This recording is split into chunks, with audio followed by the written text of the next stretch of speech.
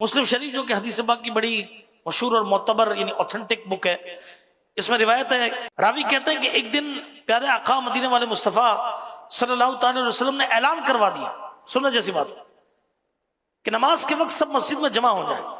سب جمع ہو گئے، نماز ادا کی گئی۔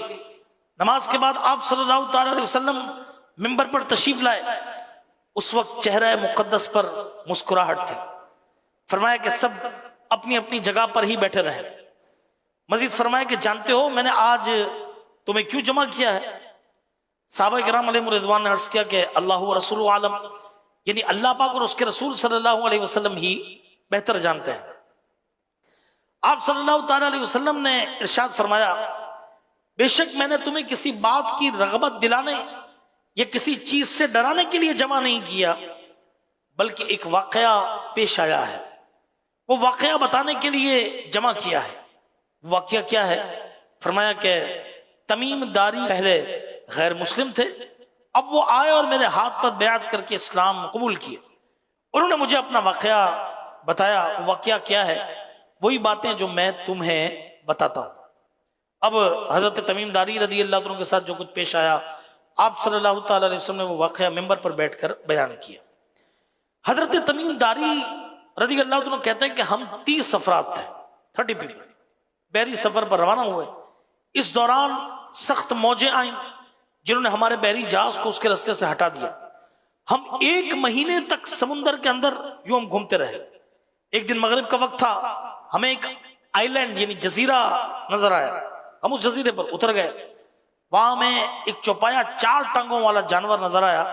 اس کے پورے جسم پر بال ہی بال تھے، اتنے بال تھے کہ اس کا چہرہ بھی دکھائی نہیں دے رہا تھا۔ اس جانور نے ہم سے کلام کرتے ہوئے کہا، میں ایک جاسوس ہوں، آگے چلو، یہاں ایک گرجا ہے، وہاں ایک شخص تمہارا انتظار کر رہا ہے۔ فرماتے ہیں کہ ہم اس چوپائے کی باتوں سے ڈر گئے کہ کہیں یہ جنات میں سے تو نہیں ہے۔ خیر ہم گرجے میں پہنچے، وہاں اتنے بڑے جسم والا انسان تھا کہ ہم نے ایسا انسان کہیں نہیں دیکھا۔ اس کو مضبوط ترین زنجیروں سے باندھا گیا۔ ہم نے پوچھا کہ تیرا برا ہو تم کون ہو؟ وہ بولا پہلے تم بتاؤ تم کون ہو۔ ہم نے اسے بتایا کہ ہم عرب کے رہنے والے ہیں اور راستہ بھٹک کر یہاں آ نکلے ہیں۔ اس نے پوچھا کہ بیسان نامی باغ کے متعلق، جو گارڈن ہے اس کے متعلق بتاؤ، کیا اس میں پھل لگ رہے ہیں؟ ہم نے کہا ہاں اس میں تو پھل لگتے ہیں۔ وہ بولا ان قریب وہ باغ اجڑ جائے گا۔ پھر بولا کہ بحیرہ طبریہ یعنی سی آف گیلیلی، یہ فلسطین کے قریب ایک بہت بڑی جھیل ہے، کیا اس کے اندر پانی ہے؟ ہم نے کہا وہ پانی سے بھری ہوئی ہے۔ کہنے لگا کہ ان قریب اس کا پانی سوکھ جائے گا۔ اسی طرح پھر اس نے مزید ایک سوال پوچھا کہ مجھے نبی امی کے بارے میں خبر دو۔ ہم نے کہا کہ وہ مکے میں تھے، انہوں نے نبوت کا دعویٰ فرمایا، اب وہ مدینے کی طرف ہجرت کر چکے ہیں۔ بولا کیا عرب ان سے لڑائیاں کرتے؟ ہم نے بتایا کہ ہاں ہوئی ہیں ان کے ساتھ لڑائیاں۔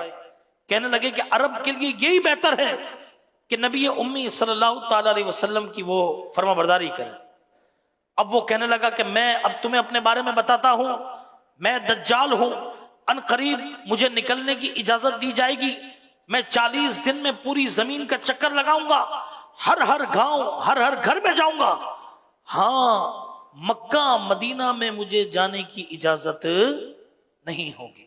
اس کے بعد آپ صلی اللہ تعالی علیہ وسلم نے فرمایا، سن لو، دجال بحر شام میں قید ہوتا ہے، یہ بحر یمن میں، آج کل ان دونوں میں نہیں ہے، جب نکلے گا تو مشرق کی طرف سے آئے گا۔